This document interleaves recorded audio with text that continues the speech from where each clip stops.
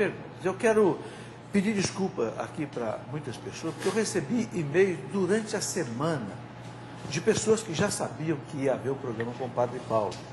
Mas são tantas perguntas que, infelizmente, não tem como atender a todo mundo. Então, você que mandou sua pergunta por e-mail, você nos perdoe, né? E quem sabe, uma outra oportunidade, a gente volta a responder isso daí. Ô, Ju, só as perguntas aí para o padre. Já foi feita uma, não é? Foi feita, eu vou repetir a pergunta que eu fiz no bloco anterior. Tem algum teólogo da libertação que teve sua obra condenada pela igreja? O Carlos do Ceará. Então, veja, houve sim, né, obras que foram investigadas, por exemplo, o caso famoso do Leonardo Boff, né, no seu livro Igreja, Carisma e Poder, em que aquela eclesiologia, né, não estava adequada com a eclesiologia católica. Mas houve, mais recentemente, o caso do teólogo João Sobrino, onde vários livros deles, né, sobretudo na questão de cristologia, né, continham expressões muito inadequadas e, portanto, foram condenados pela Congregação para a Doutrina da Fé. Também o livro Jesus Cristo Libertador, lá de 1970, do Leonardo Boff. Até foi antes do Igreja, Carisma e Poder, que a Congregação da Fé, que nem era ainda o cardeal Ratzinger, era ainda um cardeal antes dele, detectou sérios erros no livro Jesus Cristo Libertador, do Leonardo Boff. Vamos lá, Ju. Na verdade, agora não é uma pergunta, é um comentário que o internauta fez. Padre, se alguém me contasse, é possível que eu acreditasse que não estou ouvindo. Um padre de batina, coisa mais antiga e superada. Não há. Pregar na TV ideias dos séculos 18 e 19. Daqui a pouco, esse sacerdote que merece de mim como ser humano o maior respeito, vai brandar a favor da Inquisição, lamentando que ele tenha sido banida. Não é por acaso que a Igreja Católica tem perdido a cada ano mais e mais fiéis, visto do seu prestígio social desabar, não sendo mais aquela instituição que editava as normas. Esses padres mensageiros da vanguarda, do atraso, graças a Deus, enterrado pelos novos tempos e pela evolução do ser humano, têm todo o direito de se manifestar, mas não resta dúvidas que eles pertencem ao clero mais preso ao ontem, um jornalista de Porto Alegre. Então, eu agradeço a contribuição desse jornalista de Porto Alegre e fiz questão que esse comentário fosse lido no ar. Não é? Ela veio me perguntar no intervalo e disse, por favor, leia as críticas, que nós precisamos ouvir as críticas também. Não é? Então, a primeira coisa, deixa eu lhe dizer, não é? Eu não estou defendendo ideias do século XVIII e XIX, eu estou defendendo um cristianismo de 2000 anos. Não é? É evidente que o mundo liberal não quer o cristianismo, porque, afinal das contas, quer que o cristianismo morra. Não só que os padres de batina morram, né? Quer que o cristianismo acabe. Só que acontece que o cristianismo é duro de matar, meu filho.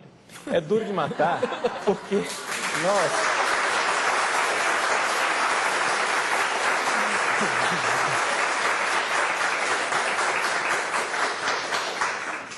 nós já aprendemos uma coisa muito importante, tá?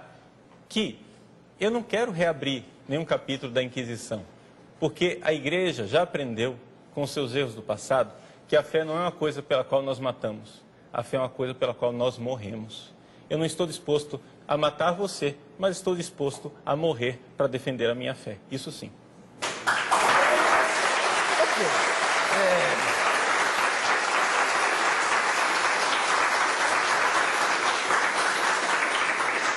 Padre Paulo, uma pergunta aqui que ainda está dentro do contexto de tudo que o cardeal escreveu aí, antes da Ju colocar mais uma pergunta, o cardeal coloca aí que a teologia da libertação, ela revira o cristianismo no avesso. E aí ela revira a moral, revira a dogmática, revira a liturgia, revira a hermenêutica, a exegese, a cristologia, a eclesiologia, revira tudo. Mas um dos pontos que preocupa é a revirada da moral católica. O que o senhor pode dizer sobre isso? Sim, de fato, a moral católica ela é revirada desde o início. O próprio documento Libertatis Nuncio anuncia isso, dizendo que o conceito de pecado muda. Ou seja, há um deslocamento do conceito de pecado, porque isso é típico também do marxismo. Ou seja, o marxismo, ele tem uma tendência que vem do gnosticismo, que é o seguinte: o marxismo não está disposto a admitir que os problemas são meus, pessoais. Os problemas são sempre do sistema, são sempre fora. Ou seja, assim como os gnósticos antigamente diziam, né, que o problema é que o mundo está mal feito, porque um demiurgo fez esse mundo errado, os marxistas não acreditam mais em demiurgos, mas eles acreditam no sistema capitalista. Né?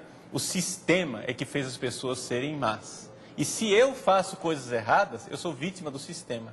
Eu, pobrezinho de mim, eu não sou culpado dos meus pecados pessoais. Eu não sou culpado de ter cometido pecados. Né? Eu, na verdade, sou inocente, mas os pecados são sempre sociais, porque o problema são as estruturas de pecado e o sistema pecaminoso. Agora, é evidente que isso não é aceitável pela fé católica. Né? Nós, católicos, sabemos que o problema não está no sistema. O problema está na pessoa. Nós somos marcados pelo pecado original. E, aliás, isso é outra coisa que está na moda na teologia de libertação. Não existe A pecado teologia da original. libertação nega a existência do pecado original, não é? Diz que o pecado original foi uma invenção de Santo Agostinho. Por quê? Porque o pecado original não pode existir. Porque se existe pecado original, professor, como é que eles vão fazer a tal da utopia aqui nesse mundo?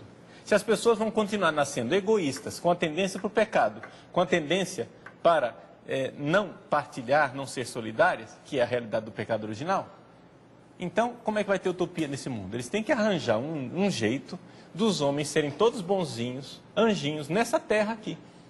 E isso só vai acontecer se não houver pecado original. Né? Então, joga-se todas as culpas no sistema.